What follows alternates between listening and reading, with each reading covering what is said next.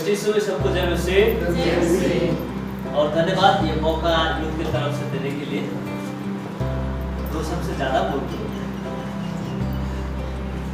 2 शब्द 2 minute 5 minute 10 minute, कितना समय, कितना मिनट समय है कि नहीं मेरे, कितना मिनट?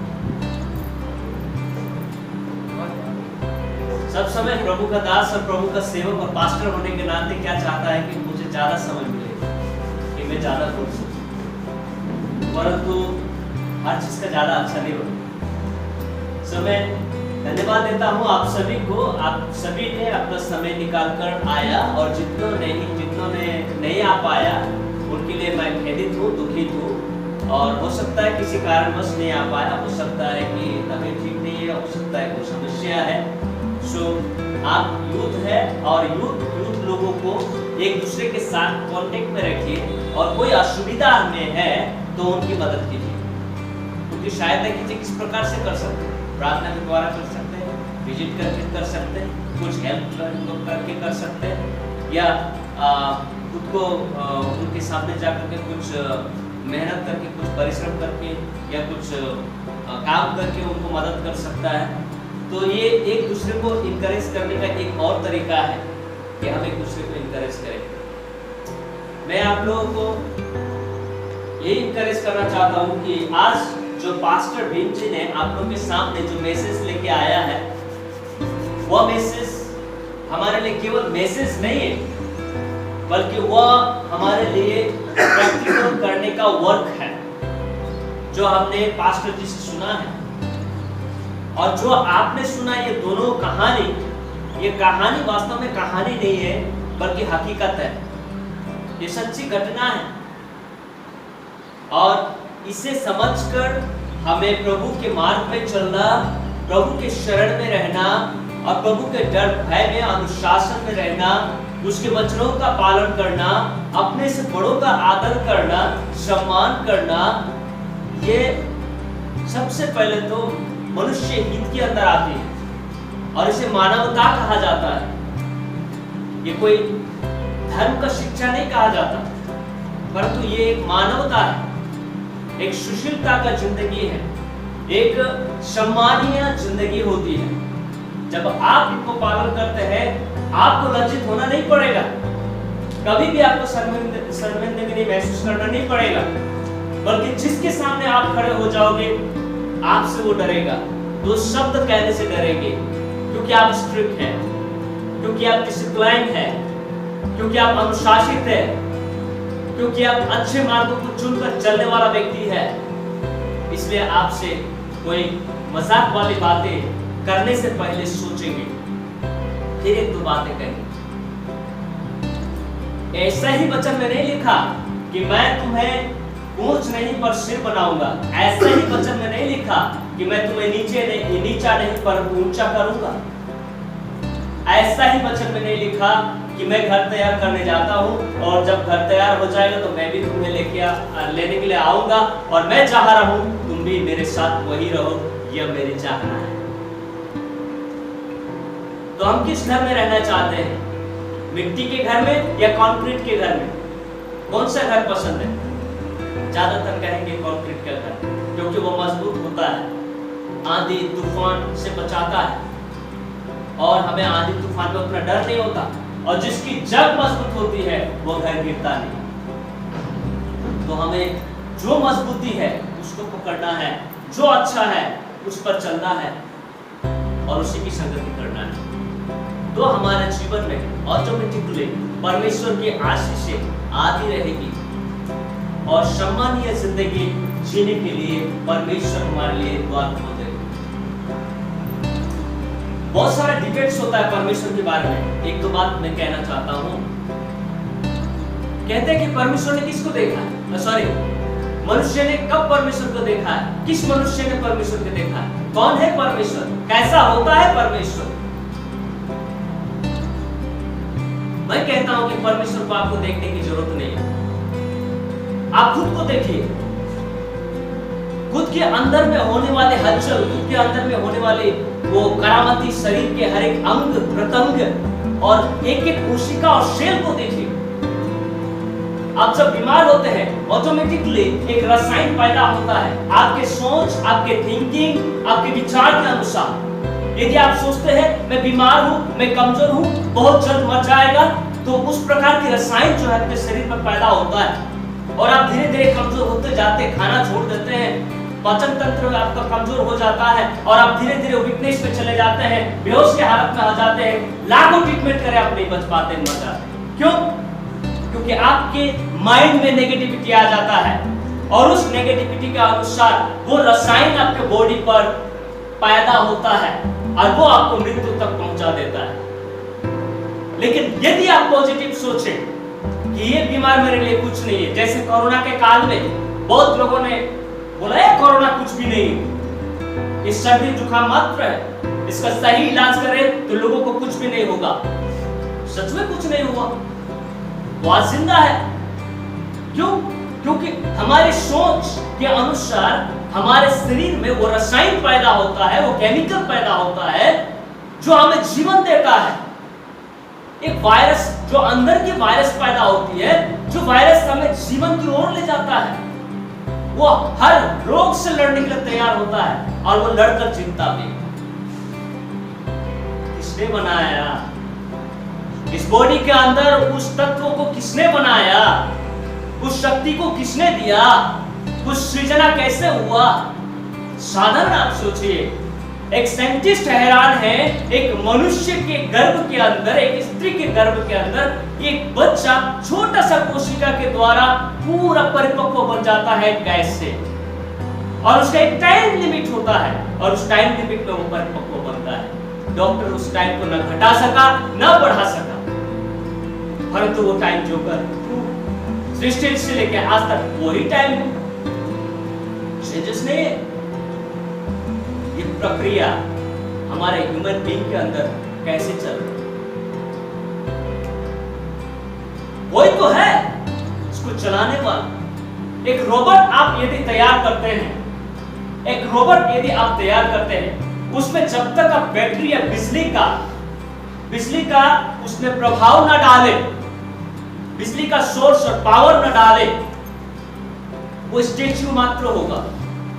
लेकिन जब उसको बिजली के तार के द्वारा पावर देकर आप कंप्यूटर के द्वारा या रिमोट कंट्रोल के द्वारा इसका इस्तेमाल करते हैं, वो आपके लिए काम करता है, वो आपके लिए काम करता है, आपके ऑर्डर को फॉलो करता है, जीता जाता इंसान जैसा काम करता है। किसने बनाया? मनुष्य ने।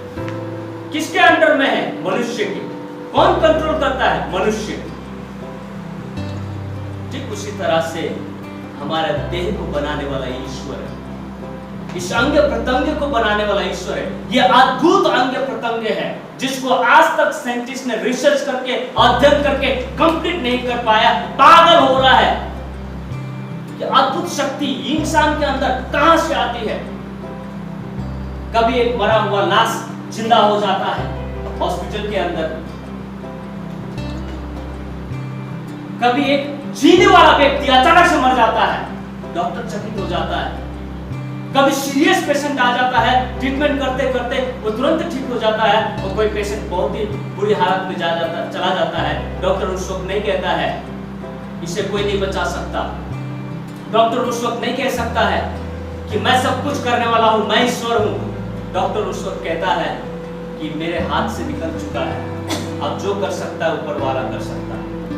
क्यों उसके मुंह से ये निकलता है? उसके मुंह से ये शब्द क्यों निकलता है अंत के समय पर कि जो कर सकता है वो ऊपर वाला कर सकता है? अब इसे कोई डॉक्टर कुछ नहीं कर सकता। क्यों ये शब्द निकलता है? There must be someone super big, कोई तो है जो इन सारे चीजों को कंट्रोल करता है, वही ईश्वर, वही ईश्वर। रही बात विश्वासी जीवन को आगे बढ़ाने के लिए, तो पास्टर जी ने हमें एक बात कही, और वो बात ये था कि हमें लड़ना है।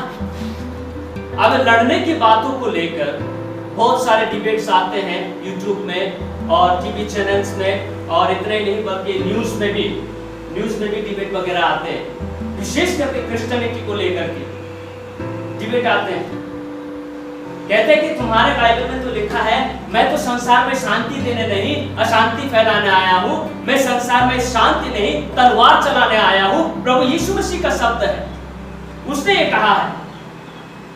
मेरा प्रश्न है उन डिबेट करने वालों से कि आज किस क्रिश्चियन के हाथ में आपने तलवारें देखी, बंदूक देखा, बम देखा, विस्फोट किया और आतंकवादी का काम किया? एक क्रिश्चियन दिखा दो,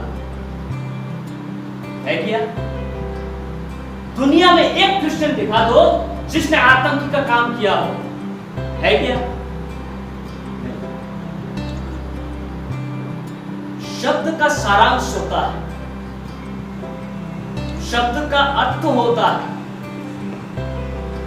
शब्द का क्या बोलते हैं उसको,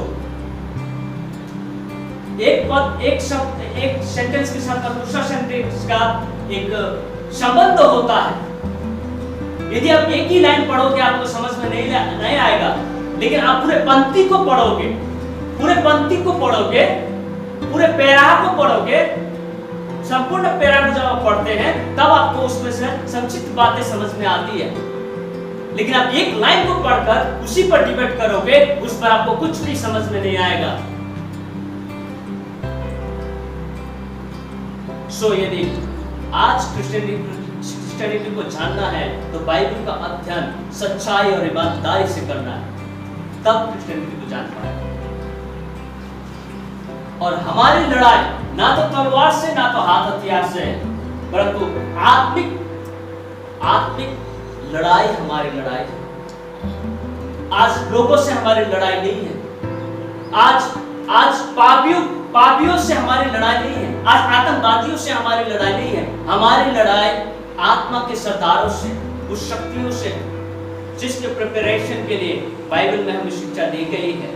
एफिसियों की पत्री उसके 6 अध्याय पढ़कर मैं आप सबको अलविदा कहूंगा आज के लिए, हमेशा के लिए। 13 से लेकर 17 पद, जल्दी से एकदम फटाफट 2 शब्द कहा था मैंने, काफी शब्द। इसलिए परमेश्वर के समस्त अस्त्र शास्त्र धारण करो, जिससे तुम पूरे दिन में सामना कर सको और सब कुछ पूरा करके स्थिर कर सको। अतः सत्य से अपनी कमर कसकर और धार्मिकता की झिलम पहनकर तथा पैरों में मेल की सुसमाचार की तैयारी के जूते, पैरों में मेल की सुसमाचार की तैयारी जूते पहनकर स्थिर रहो। इनके अतिरिक्त विश्वास की ढाल लिए रहो, विश्वास के ढाल लिए रहो, जिससे तुम उस दुष्ट के समस्त बाणों को बुझा सको, जिससे तुम उस दुष्ट के समस्त अग्नि बाणों को बुझा सको और उद्धार कर दो। आत्मा की तलवार परमेश्वर का वचन है, ले लो। और परमेश्वर का वचन है, ले लो। ये है हमारा हथियार। क्या है? ये है हमारा हथियार। हमारा हथियार बंदूक, दो तलवार नहीं है हमारा हथियार। हमारा हथियार ये है, आत्मिक हथियार है ये हमारा, जिससे हम आत्मिक दुष्ट की सेनाओं से लड़ते हैं। हर रोज, हर पल, हर सेकंड हम लड़ते हैं। हमारी लड़ाई दुष्ट की शक्तियों से है, मनुष्य से नहीं है, मांस और लहू से नहीं है।